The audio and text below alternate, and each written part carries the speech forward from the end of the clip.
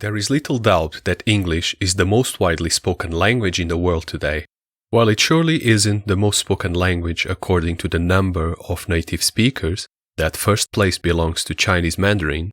When you take the number of people who have English as their mother tongue and add up the number of people who speak it as a second language, then, according to the Ethnologue journal, English easily becomes the most spoken language on earth. In a sense, it has become the world's lingua franca.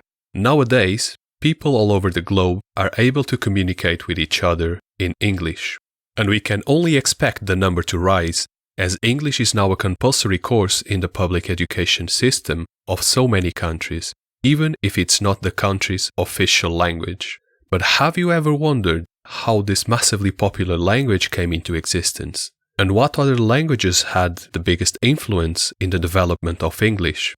English is a member of the Western branch of the Germanic family of languages. Before the Anglo-Saxon invasions of the 5th century, the languages spoken in the British Isles belonged to the Celtic family. Surprisingly, there is very little Celtic influence in modern English. Old English, which used to be known simply as Anglo-Saxon, has been highly influenced by Latin, and that major influence has persisted throughout most of the language's history. Then came the Viking invasions, which started in the 8th century and even resulted in a 25-year period in which England stayed under Danish rule. For that reason, the Norse language has also had an important impact. However, interestingly enough, the language that perhaps has influenced English the most is French. This is due to the Norman invasion, which saw the rise of French, more specifically Norman French, in the corridors of power. The English and the Normans have dwelt together for a number of centuries, and French ended up having a major impact on the development of the English language, not only in terms of vocabulary, but also in the spelling. A famous example is the very word queen, which used to be spelled C-W-E-N. It's thanks to the Normans we now spell queen the way we are all familiar with.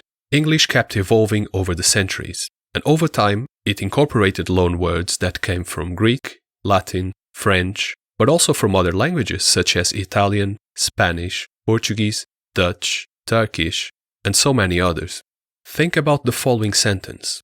The entrance for the lottery tickets was obstructed, so I bought tobacco instead. It can be almost hard to believe, but virtually every word in this sentence is in fact a loan word from another language.